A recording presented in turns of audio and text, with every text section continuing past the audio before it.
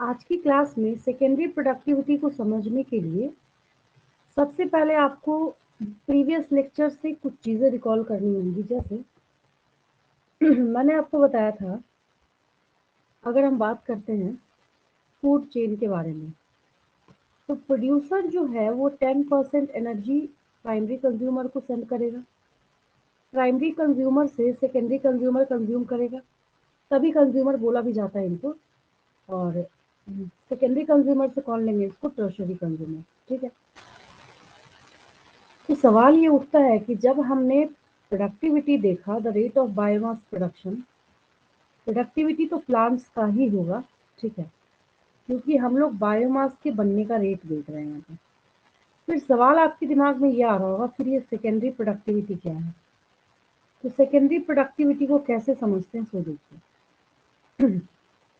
सवाल ये उठता है कि जब इन प्लांट्स ने कुछ बनाया था, तो इन प्लांट्स ने जब कुछ बनाया, तो बनाने के बाद क्या हुआ? जैसे यहाँ पे आपको कुछ पौधे दिख रहे हैं, तो इन्होंने अगर बायोमास बनाया, बायोमास अगर बनाया और अगर ये ग्रासेस हैं और ये ग्रास होपर है, तो क्या जो पूरा 100% इस प्लांट ने बनाया होगा, ग्रास हॉपर ने सारा ही ले लिया होगा क्या? नहीं, ग्रास हॉपर को इस लेवल से सिर्फ 10% मिला होगा।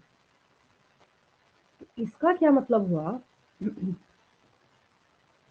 कि यहाँ पे जो सेकेंडरी प्रोडक्टिविटी है, तो सेकेंडरी प्रोडक्टिविटी में हम बोलेंगे, पहले मैं ये सब क्लीन कर देती हूँ फिर आपको और अच्छे से समझ आएगा। सेकेंडरी प्रोडक्टिविटी में हम क्या बोलेंगे? ये जो कंज्यूमर्स हैं यहाँ पे, ये जो आपको क्या नजर आ रहे हैं यहाँ पे, जो कंज्यूमर्स नजर आ रहे हैं, ठीक है, तो ये कंज्यूमर्स जिस ऑर्गेनिक मैटर को फॉर्म करेंगे, लेकिन किसका इस्तेमाल करके बना रहे हैं यहाँ पे? ये प्रोड्यूसर्स के ही लेवल से, प्रॉफिट लेवल से एनर्जी को लेके जा रहे हैं। मेरी बात समझ आई क्या बोल रही हूँ मैं? तो पहले हमने पिछली क्लास में नेट प्राइमरी प्रोडक्टिविटी को समझा था। इसको समझाने के लिए मैंने आपको एक बात बताई थी कि अगर आप ऐसे ओवरऑल देखें ग्रॉस प्राइमरी प्रोडक्टिविटी, तो वहां पे सिर्फ आपको ये देखना है कि फोटोसिंथेसिस के टाइम में कितना बायोमास बना, कितना ऑर्गेनिक मैटर बना। ठीक है, लेकिन जब नेट प्राइमरी प्रोडक्टिविटी की बात आएगी तो उसमें बनने को तो देखेंगे नहीं ना। अगर कल को जाके आपने कोई कंपनी ओपन करा, तो उसमें अगर रॉ मटेरियल में आपका कोई खर्च है, कोई कॉस्टिंग है, तो उसको माइनस करेंगे ना, अगर आप अपना बेनिफिट, नेट बेनिफिट निकालना चाहते हैं तो। ठीक उसी तरह से जब ग्रॉस प्राइमरी प्रोडक्टिविटी की बात आती है, तो उसमें से जब हम रेस्पिरेशन लॉसेस को माइनस करेंगे, तब आपका नेट प्राइमरी प्रोडक्टिविटी है वो निकलेगा। ठीक है, मैं इसको लिख देती हूँ। कट टू कट हम लोग क्वेश्चन ही कर रहे हैं एग्जाम के हिसाब से। ठीक है, ज़्यादा मैं आपको नहीं नोट करूँगी। चलिए आगे बढ़ते हैं हम लोग सेकेंडरी प्रोडक्टिविटी।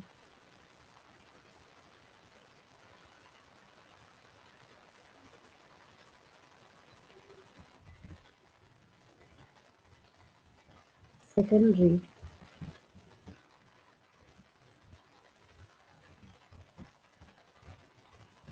सेकेंडरी प्रोडक्टिविटी, ठीक है, नाम से ही, इसके नेम में ही सेकेंडरी लगा हुआ है, तो अगर थोड़ा कॉमन सेंस लगाएं, एक एटलीस्ट इतनी बात तो समझ आ ही जाती है यहाँ पे कि प्राइमरी प्रोडक्टिविटी के बाद का ही है ये, उसके पहले तो ये बन नहीं सकता है। अगर इतना याद रहा तो और भी चीज़ें जो है इसमें आप एक साथ सीरीज में करके, सीक्वेंस में करके आप उसको लिख सकते हैं। तो बोलने का क्या मतलब हो गया कि अगर हम यहाँ पे बात करें कि आगे के ट्रॉफिक लेवल्स को क्या मिलना है, तो आगे के ट्रॉफिक लेवल्स को तो जो हमने पिछली क्लास में नेट प्राइमरी प्रोडक्टिविटी देखा था वही मिलना है। तो उसके लिए हम लोग लिखते हैं यहाँ पे net primary productivity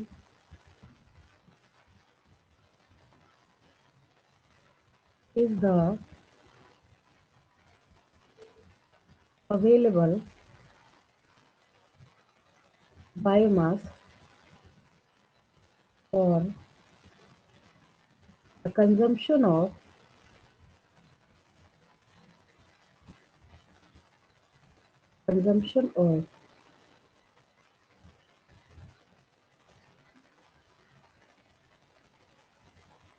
heterotrophs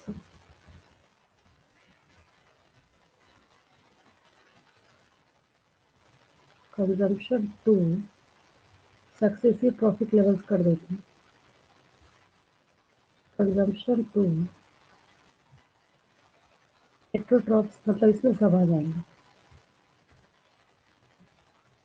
herbivores. Herbivores बोलने का क्या मतलब हो गया? प्राइमरी कंज्यूमर्स, हर्बीवोर्स और प्राइमरी कंज्यूमर्स।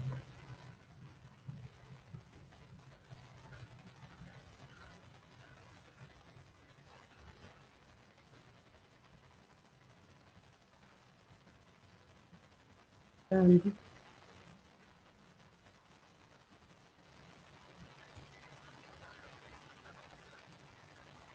डिकम्पोजर्स।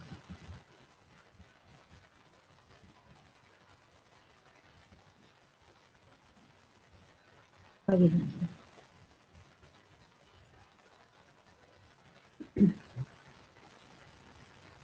अब हेडिंग दे देते हैं secondary productivity.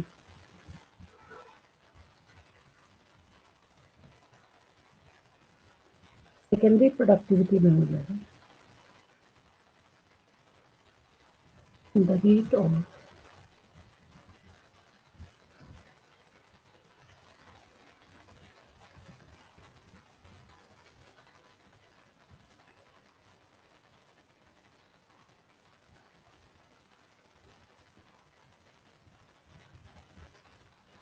New organic matter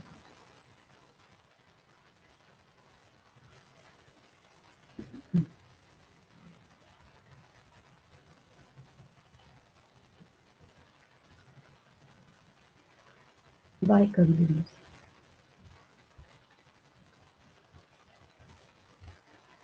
अब हो गया ये। तो अगर आप प्रीवियस लेक्चर को रिकॉल करेंगे, मैं वापस आ रही हूँ इस पेज पे, पहले मैं एक चीज याद दिलाती हूँ आपको। मैंने जब आपको शुरुआती क्लासेस में समझाया था तो मैंने वहाँ पे आपको कंपोनेंट्स ऑफ इकोसिस्टम बताया था, जिसपे मैंने बहुत सारी एक्सप्लेनेशन देते हुए एक बात समझाई थी आपको कि जो कंपोनेंट्स ऑफ इकोसिस्टम है उसमें प्रोडक्टिविटी के बाद अगर हम किसी को जगह देते हैं तो वो कौन है? डिकम्पोजिशन, मतलब जो डिकम्पोजर्स है नेचर में हमारे, ठीक है। उनको हम यहाँ पे जगह देते हैं। देन हमारे पास एनर्जी फ्लो अच्छा खासा टॉपिक है यहाँ पे। देन है न्यूट्रिएंट साइकिल, मतलब इस चैप्टर के 4 पार्ट्स हैं, तो जिसमें से हमने फर्स्ट पार्ट कंप्लीट किया है, that is productivity. Second part हम जिसके आ रहे हैं दैट इज डिकम्पोजिशन। डिकम्पोजिशन का मतलब ये है कि आपको कॉम्प्लेक्स ऑर्गेनिक मैटर को तोड़ना है, और कॉम्प्लेक्स ऑर्गेनिक मैटर को तोड़ने के बाद इसको इतना सिंप्लीफाई करना है कि सॉइल से जिस फॉर्म में ये लिया गया था वैसे इसको वापस कर दिया जाए, ठीक है। तो डिकम्पोजिशन हम लोग स्टार्ट करते हैं, इसको नोट कर लेंगे अगर आप कर रहे होंगे तो। जी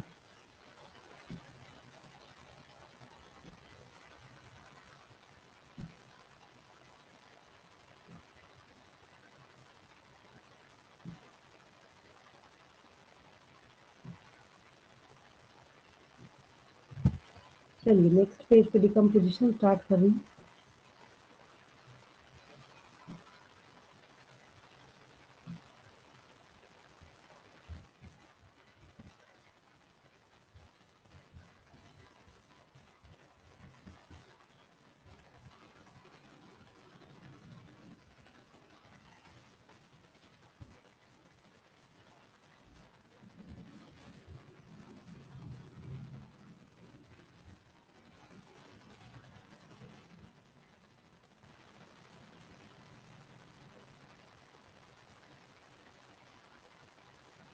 ये टर्म ऐसा है, इसको आप सुनते तो बचपन से आ रहे हैं, बस इतना सा है कि इसको हम लोग थोड़ा सा, बहुत ज़्यादा नहीं, बहुत थोड़ा सा डिटेल करेंगे बस, और कोई काम नहीं है, ठीक है। अगर मैं बिल्कुल बेसिक बात करूँ जो आपने क्लास में सीख रखा है, तो उसके हिसाब से बस इतनी सी बात है the phenomena of the process, the process of breakdown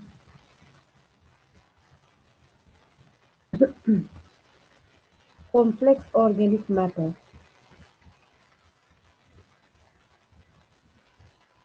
into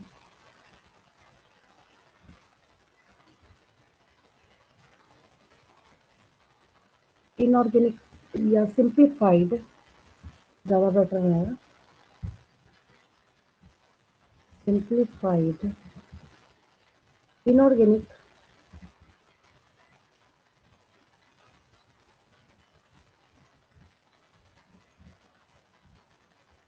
substances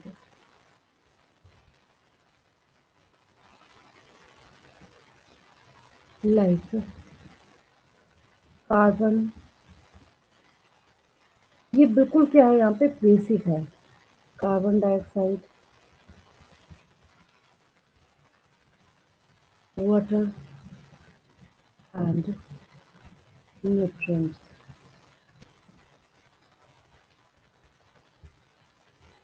is known as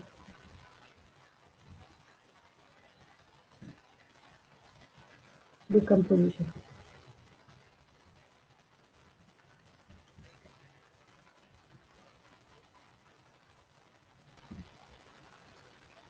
चलिए ये डेफिनेशन हो गई ठीक है अब एक बात सोचिए डिकम्पोजिशन किस चीज का होगा अब कोई चीज अगर जीता जागता हो तो उसका डिकम्पोजिशन तो कभी सुना नहीं होगा आपने तो जिस भी चीज का इस दुनिया में डिकम्पोजिशन होना है और जो भी चीज डिकम्पोज हो रहा है उसके लिए हम एक टर्म लाते हैं यहाँ पे डिस्ट्राइटर समझना है बहुत ध्यान से डिकम्पोजिशन से ही जुड़े हुए यहाँ पे सारे टर्म्स हैं आपके पास तो हमारे पास हो गया डिस्ट्राइटर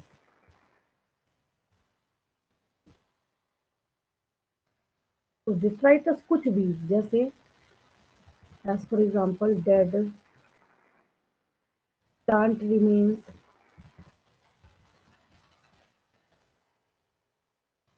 such as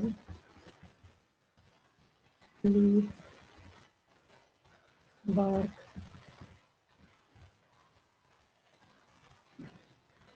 flowers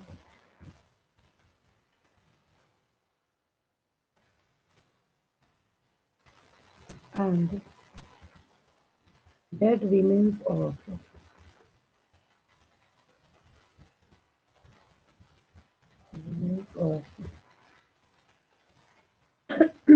animals including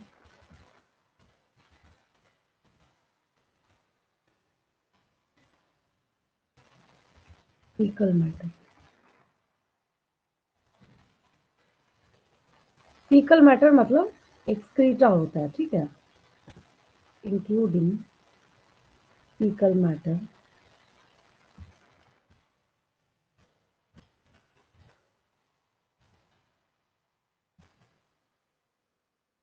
constitute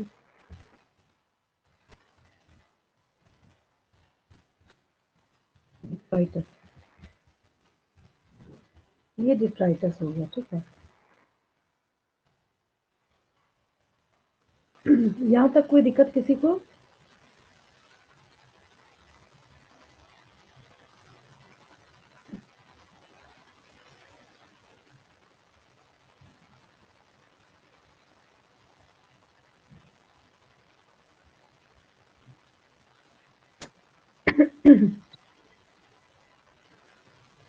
अब देखिए दूसरे लैंग्वेज में हम एक चीज और कर सकते हैं यहाँ पे क्या हम ऐसा भी बोल सकते हैं कि जो डिकम्पोजिशन का टास्क होना है ठीक है तो डिकम्पोजिशन का जो टास्क होना है तो उसके लिए यहाँ पे रॉ मटेरियल कौन है डिट्राइटस है तो इसको उल्टा करके हम लोग लिख लेते हैं अगर इसको हम दूसरी भाषा में बोले तो detritus is referred as the raw material of decomposition ये हो गया आपका यहाँ पे डिट्राइटस और डिट्राइटस का क्या मतलब हो गया कि आपको किसका डिकम्पोजिशन कराना है।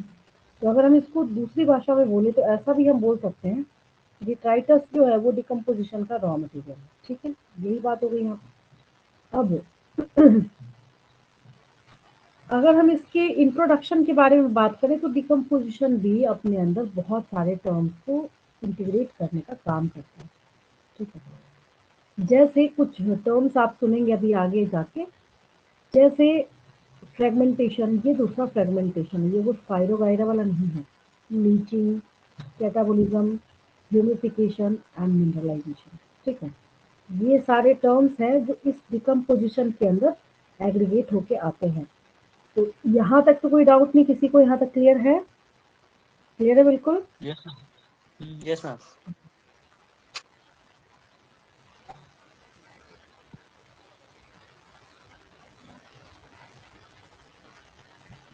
नेक्स्ट यहाँ इस सीरीज में हम लोगों के पास जो टर्म है, पहले मैं एक बेसिक इंट्रोडक्शन यहाँ पे दे देती हूँ ताकि आपको पता चले कि हम लोग कर क्या रहे हैं। ऐसे क्या होता है, स्टूडेंट्स को लगता है कि हवा में ऐसे ही हम क्या सीख रहे हैं, क्या मतलब है, क्या तुक बनता है इन सब चीज़ों को सीखने का। तो मैं उसके लिए आपको यहाँ पे बता देती हूँ कि जब हम डिकम्पोजिशन के बारे में बात करते हैं तो मैं उसके लिए बोल रही हूँ, डिकम्पोजिशन अपने आप में क्या क्या चीज़ें इंक्लूड करता है। Decomposition involves some important steps such as, ये अपने आप में बहुत सारे इंपॉर्टेंट स्टेप्स को कैरी करता है। जैसे अब एक एक अक्षर जो है ना, इसका जो एक एक शब्द है, एक एक चीज है, वो आपको याद रहना चाहिए। और समझ में तो खैर आएगा, बच्चों वाला है तो समझ कैसे नहीं आएगा। ठीक है, लेकिन समझना तो ठीक है, लेकिन याद ही नहीं रहे फिर क्या फायदा वैसे समझने का, क्योंकि समझना भी बेकार ही है। समझ गए? समझा तो मैं रही हूँ, ये छोटे छोटे टर्म सब क्वेश्चन अपने आप में, और क्वेश्चन छोड़ के मैं कुछ लिख भी नहीं रही हूँ। ठीक है, पता ही आपको, देख ही रहा आप वैसे भी आप डायरेक्ट यहाँ से एग्जामिनेशन की ही प्रिपरेशन कर रहे हैं। तो यहाँ पे आप अभी अभी सीखने वाले हैं, मैंने आपको पहली वार्निंग दे दी, ये वो स्पाइरो गायरा नहीं है जो, मतलब स्पाइरो गायरा तो फ्रेगमेंटेशन नहीं है जो आप बचपन से पढ़ते आ रहे हैं, ये दूसरा फ्रेगमेंटेशन है। समझ गए? मैं समझाती हूँ अभी आपको। Fragmentation number 2 is leaching, number 3 is, ये दूसरा कैटाबोलिज्म है, ये वो कैटाबोलिज्म नहीं है जो आपने मेटाबोलिज्म में पढ़ा था, सब कुछ दूसरा ही है यहाँ पे।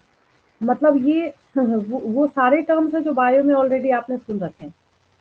तो इस वजह से ऐसा होता है कि जब कोई स्टूडेंट एक ही ऐसा टर्म एज अ डाउट लेके आता है जिसका कि कई जगह बायो में इस्तेमाल होता है, तो वहाँ पे स्टूडेंट से ये पूछना ज़रूरी हो जाता है कि उसको ये डाउट कहाँ किस चैप्टर में पढ़ के मिला। जैसे अगर ये फ्रेगमेंटेशन का डाउट कोई किंगडम फंजाई में पूछे तो वहाँ दूसरा हो जाएगा।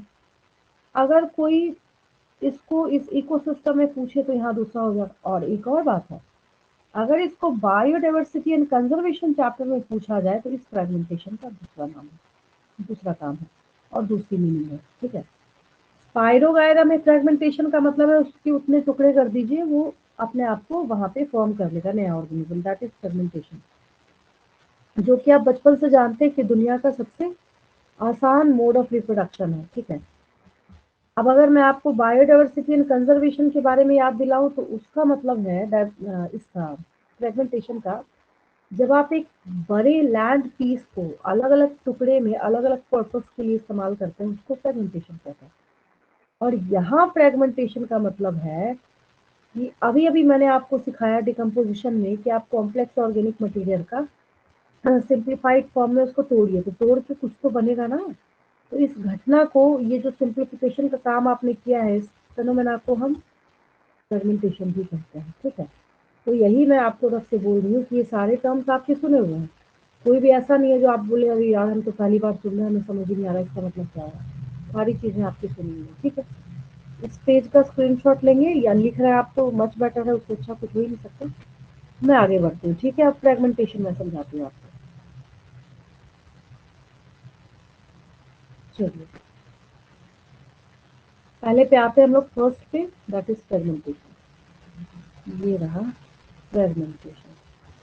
पहले मैं हिंदी में अगर समझाऊं तो इसका बोलने का ये मतलब है कि आप जब डिकम्पोजिशन के प्रोसेस को देख रहे थे तो डिकम्पोजिशन के प्रोसेस में आपने देखा था कि कॉम्प्लेक्स ऑर्गेनिक मटेरियल को सिंप्लीफाई करके सिंप्लीफाइड इनऑर्गेनिक सब्सटेंसेस में कन्वर्ट किया जा रहा था, ठीक है।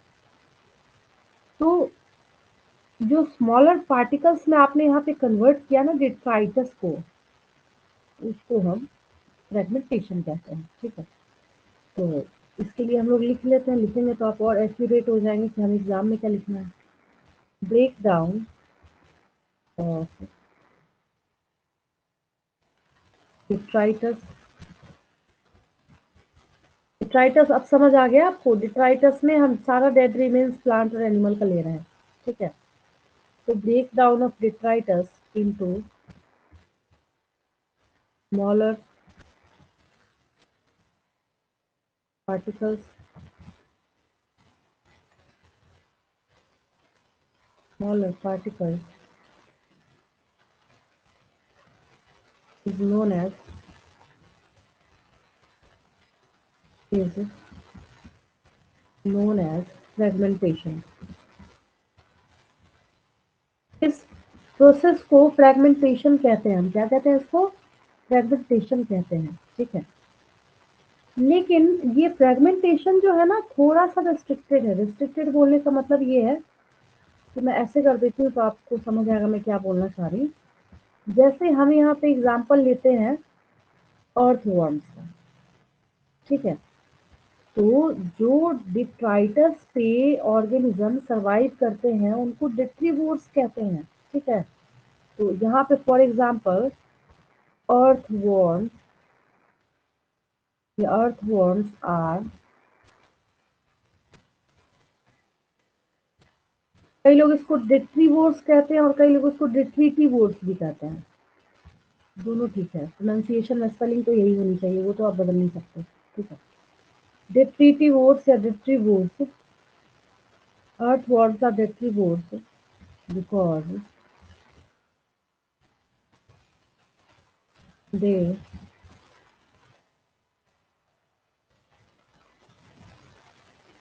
are responsible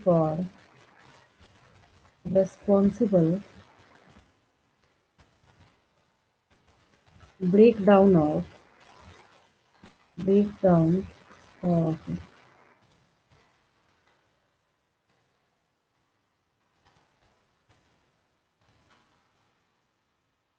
detritus। ये 2 बार हो गया ताकि आपको याद हो जाए, ठीक है ना। दोनों रिपीट हो रहा है यहाँ पे। एक मैंने अर्थवर्म के सेंस में लिखा है यहाँ पे, responsible for break down of detritus into smaller particles. एक ही लाइन है दोनों, ठीक है। बस मैंने इसको 2 तरीके से लिख दिया, हो गया। अब अगर भूले तो फिर तो लोअर पानी लेके रखिएगा डूबने के लिए, ठीक है। चलिए अब इसके बाद ना मैं नेक्स्ट प्रोसेस समझा रही हूँ, बहुत आसान सा, लेकिन हाँ फ्रैगमेंटेशन वही है, स्पेलिंग वही है, टर्म वही है, मीनिंग अलग है क्योंकि चैप्टर अलग है, ठीक है। अब यहाँ पे हम LEACHING लीचिंग प्रोसेस पे आते हैं, ठीक है। थोड़ा सा सुनने में भी अजीब सा और इस वर्ड को देख के तो कोई भी इसकी मीनिंग नहीं बता सकता, ठीक है। लीचिंग पे आते हैं। अब आप ना एक बात सोचिए अपने दिमाग में, क्या जो हम डिकम्पोजिशन का प्रोसेस सुनते हैं, समझते हैं, सीखते हैं, क्या वो सिर्फ जो सॉलिडिफाइड चीजें होती हैं उन्हीं का होता है क्या? कई बार तो ऐसा भी होता है ना कि जो वाटर सॉल्युबल इनऑर्गेनिक सब्सटेंसेस हैं तो वो क्या होगा, बिल्कुल सॉइल के डाउन, मतलब बिल्कुल अंदर जाके वो सॉइल होरिजन में चला जाएगा और वो प्रेसिपिटेट हो जाएगा। और ऐसा प्रेसिपिटेट होगा, ऊपर वाले लोग खुदाई करते रहे उनको मिलेगा ही नहीं। तो बोलने का क्या मतलब हुआ, अगर मैं दूसरी भाषा में बोलूं, जब वाटर सॉल्युबल, अब वाटर सॉल्युबल नहीं होगा तो जाएगा कैसे मिट्टी के अंदर? वाटर सॉल्युबल, अपना कॉमन सेंस लगाना है यहाँ पे। वाटर सॉल्युबल नहीं होगा तो मिट्टी के ऊपर ही रहेगा ना, अंदर जाएगा कैसे बेचारा?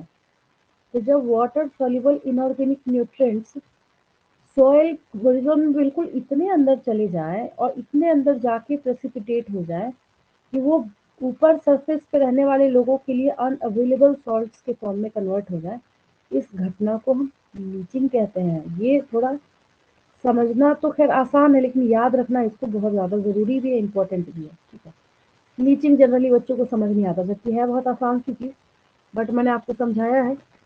अगर आप समझ गए तो आप बहुत इंटेलिजेंट हैं। चलिए, तो हम लोग यहाँ पे पढ़ रहे हैं by the process of leaching, by the process of leaching water soluble, water insoluble हो ही नहीं सकता किसी भी कीमत पे। ठीक है, आप अपना दिमाग लगाएंगे आपको समझ आ जाएगा कि सॉल्युबल होगा कि इनसॉल्युबल होगा। Water soluble inorganic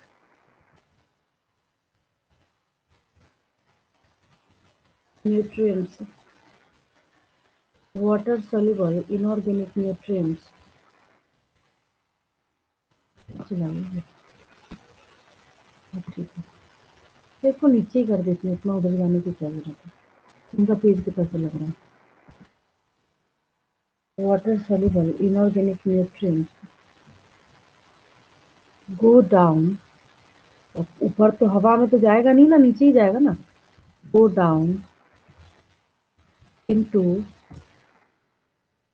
the soil horizon, the soil horizon and get precipitated। precipitated मतलब समझते हैं ना, जमा हो जाएगा नीचे जाके। precipitated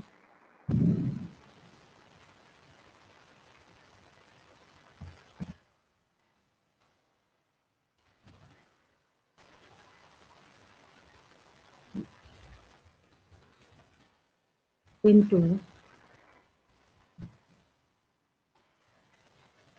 या precipitated as unavailable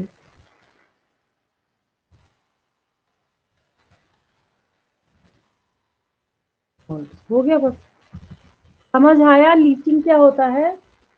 रिप्लाई करेंगे उधर से, समझ आ रही मेरी बात?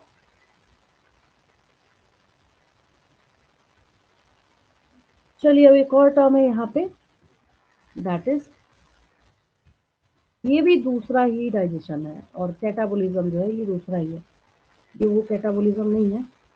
तो यहाँ पे हम लोग आते हैं कैटाबोलिज्म पे। एक आपकी बॉडी में कैटाबॉलिक प्रोसेसेस होते हैं which are responsible for decreasement of dry weight, जो आपके ड्राई वेट को कम करता है पूरे लिविंग सिस्टम में। ये दूसरा कैटाबोलिज्म है। यहाँ पे बोलने का ये मतलब हो गया, आपको पता है डिकम्पोजर्स कौन होते हैं, बैक्टीरिया है, फंजाई है, यही सब है। तो बैक्टीरिया और फंजाई का नाम है सारे के सारे डिट्राइटस को इनऑर्गेनिक सब्सटेंसेस में डिग्रेड करने के लिए। ठीक है, अब ये माइक्रोब्स का रोल जब हम इसमें इंटीग्रेट कर देंगे तो इसका नाम कैटाबोलिज्म हो जाएगा।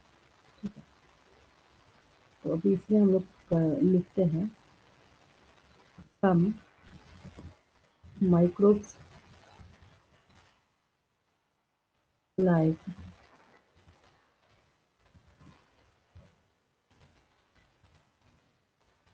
बैक्टीरिया एंड फंजाई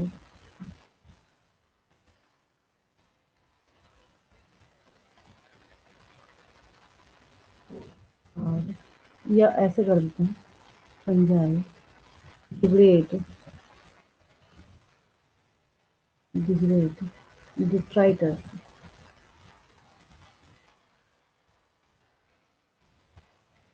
इनटू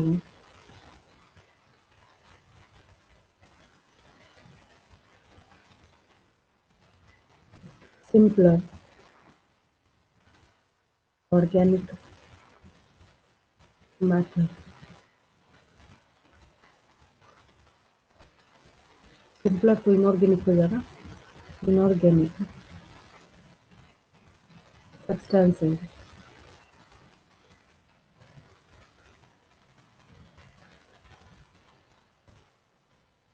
कैसे करता है ये? बाय द हेल्प ऑफ, इसके पास ना कुछ स्पेसिफिक एंजाइम होते हैं जिसकी मदद से ऐसा करते हैं। By the help of specific enzymes from specific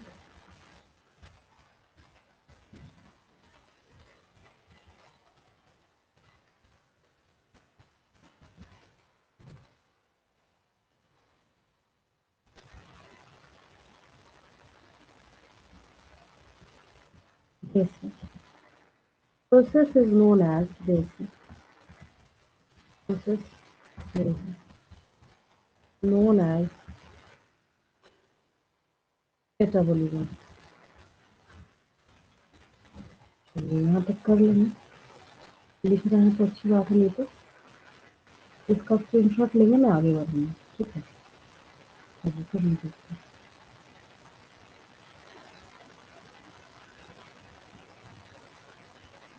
एक ह्यूमिफिकेशन और एक मिनरलाइजेशन, इसको कीजिए, इसके बाद ये डिकम्पोजिशन ओवर हो जाएगा। इसमें कोई दिक्कत किसी को समझने में? क्लियर है यहाँ तक? Yes ma'am. चलिए ठीक है, वेरी गुड, कम से कम रिप्लाई तो करा, नहीं तो ऐसा लगता है मैं दीवार को ही पढ़ा रही हूँ। नेक्स्ट हम लोग यहाँ पे देखते हैं, अच्छा ह्यूमस जो है ना, आप बचपन से सुनते आ रहे हैं, नहीं सुन के कम से कम इतनी बात तो जरूर दिमाग में होती होगी कि अच्छा, जो जैसे बहुत बड़े बड़े ट्रीज हो और उसके नीचे ना लगातार पत्ते गिरते हैं, ठीक है, तो वहाँ का जो सॉइल आपने देखा होगा या नोटिस करा होगा ना, तो क्या होता है, ब्लैक होता है बिल्कुल। रीजन ये है कि जितने ज्यादा वहां पे पत्ते गिरेंगे ना, उसके ऊपर सरवाइव करने वाले माइक्रोबियल एक्शन को जब आप नोटिस करेंगे उतना ज्यादा होगा वो, ठीक है। तो जब ज्यादा होगा वहां पे, तो जिसकी वजह से क्या हो जाता है कि वो मतलब रिजर्वॉयर माना जाता है, न्यूट्रिएंट्स का खजाना माना जाता है उस मिट्टी को, जिसमें ह्यूमस बहुत ज्यादा होता है, ठीक है। तो इस ह्यूमस के बनने के प्रोसेस को हम ह्यूमिफिकेशन कहते हैं। कितना आसान हो गया है ना। तो ये प्रोसेस कोई आपसे पूछे तो ओवरऑल मोटे तौर पे तो कोई भी बच्चा यही बोलेगा, the process of phenomena of formation of humus is known as humification. तो यहाँ पे ह्यूमिफिकेशन में होता क्या है, तो एक ना डार्क कलर्ड अमोर्फस सब्सटेंस का एक्यूमुलेशन, मतलब इकट्ठा होना होता है। किसी चीज को आप जब जमा करते हैं, इकट्ठा करते हैं ना, उसको हम एक्यूमुलेशन कहते हैं, ठीक है। तो यहाँ पे लिख लीजिए, humification leads to accumulation of dark amorphous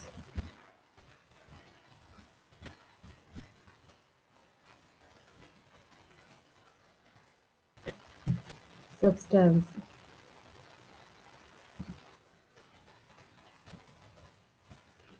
dark amorphous substance called humus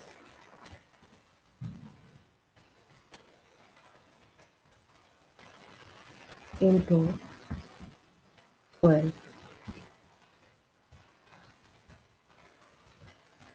next point इसी में लिखिए। अब ये ह्यूमस की खासियत क्या है कि ये डिकम्पोजिशन इसका जो है ना बहुत स्लो रेट से होता है। तो यहाँ पे हम लिखेंगे the rate of decomposition of humus is very slow, very slow. Then अब इसका नेचर कैसा होगा, कोलोइडल होगा, तो जिसकी वजह से क्या होता है, ये न्यूट्रिएंट्स का जो है वहां पे रे माना जाता है इसको, ठीक है। Being colloidal in nature, being colloidal in nature,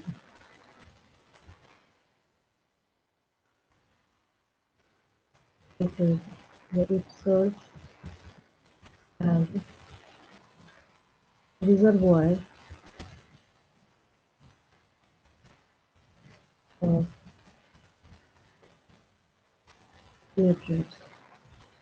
nutrients का रिजर्वॉयर माना जाता है इसको, ठीक है। तो रिजर्वॉयर मतलब आप समझते हैं जिसके अंदर किसी चीज, जैसे कैसे हम कोई छोटा सा पॉन्ड है तो हम उसको वाटर रिजर्वॉयर कहते हैं, तो पानी को इकट्ठा करके रखने वाला। तो यहाँ पे उस सेंस में हम किसका रिजर्वॉयर बोल रहे हैं, यहाँ पे न्यूट्रिएंट्स का रिजर्वॉयर बोल रहे हैं, ठीक है। चलिए अब यहाँ पे ना एक और छोटा सा टर्म है, सब एक चीज आपने नोटिस करी होगी, कहीं ना कहीं से अगर हम देखें किसी सेंस में सब आपस में एक दूसरे से कनेक्टेड है, लेकिन भले ही पिन पॉइंट मात्र हो लेकिन सेंस तो बदल रहा है सबका। तो अब यहाँ पे आगे जब हम बात करते हैं तो ह्यूमस जो है, चलो ठीक है हमने बोल दिया कि ये स्लो रेट से होगा, वो भी बात सही है, लेकिन अब कोई ऐसा तो नहीं है ना कि ये इमोर्टल सब्सटेंस है जो एक बार अगर वैसा हुआ ह्यूमस हुआ तो बेचारा जिंदगी में वैसे ही रहेगा। तो सवाल ये उठता है कि क्योंकि हम यहाँ पे बोल ही रहे हैं कि न्यूट्रिएंट्स का रिजर्वॉयर वो मिट्टी होगी जहाँ पे ये ह्यूमस होगा, तो इसका मतलब है कि उसके लिए भी हमें कुछ ना कुछ तो नाम देना पड़ेगा। जब इस ह्यूमस का भी सिंप्लीफिकेशन करके इसको सॉइल को वापस किया जा रहा है, इसी को मिनरलाइजेशन कहते हैं। प्रोसेस को क्या कहते हैं, मिनरलाइजेशन कहते हैं, ठीक है। इसमें आप लिख लीजिए the humus is further degraded into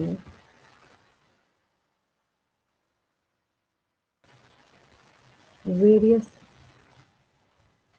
जिस जिस चीज से मिलके बना होगा सब वापस होगा सॉइल को, और क्या, into various inorganic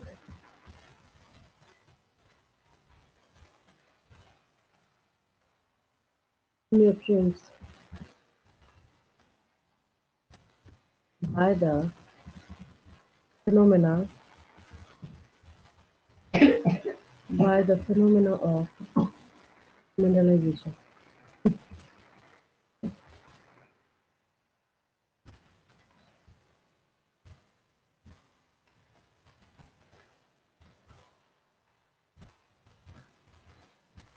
चलिए हो गया ये। तो इतने टर्म्स को कंप्लीट करने के बाद आपका क्या कंप्लीट होता है, डिकम्पोजिशन जो है वो कंप्लीट होता है। कुछ छोटी बातें हैं यहाँ पे जो आप ऑलरेडी समझ भी सकते हैं, मैं आपको समझा भी देती हूँ। अब ऑब्वियस है, हाँ, डिकम्पोजिशन क्योंकि हम लोग पढ़ रहे हैं तो एक बात आपको यहाँ पे याद रखना है, अगर डिट्राइटस के अंदर, डिट्राइटस मतलब जिसका डिकम्पोजिशन होना है, तो अगर डिट्राइटस के अंदर लिग्निन ज़्यादा हो या काइटिन ज़्यादा हो तो उसके डिकम्पोजिशन का रेट जो है वो स्लो हो जाता है। और कुछ ऐसे फैक्टर्स हैं जो डिकम्पोजिशन को बहुत ज़्यादा अफेक्ट करते हैं, जैसे रेफ्रिजरेटर के अंदर आप किसी चीज़ को रखते हैं तो जल्दी ख़राब नहीं होता, रीज़न क्या है उसका, उसके मतलब उसकी डिके खराब होने का जो रेट है ना वहाँ पे वो क्या हो जाता है, कम हो जाता है, ठीक है। तो टेम्परेचर आपको ऑप्टिमम देना पड़ेगा अगर आपको डिकम्पोजिशन कराना है। तो अब पता चला आप रेगिस्तानी मिट्टी में चले गए, आपने वहाँ छोड़ दिया किसी चीज़ को डिकम्पोजिशन करने के लिए, तब भी नहीं हुआ। दूसरा फैक्टर यहाँ पे क्या निकल के सामने आया, सॉइल मॉइस्चर।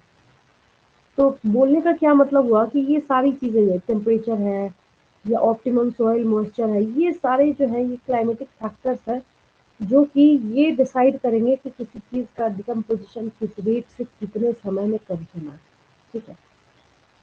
तो ये आपका डिकम्पोजिशन पूरा और कंप्लीट हुआ, और एनर्जी फ्लो से हम लोग नेक्स्ट क्लास में स्टार्ट करेंगे। तो उससे पहले अगर यहाँ तक किसी बच्चे को कोई डाउट है तो मेरे से पूछ लेना।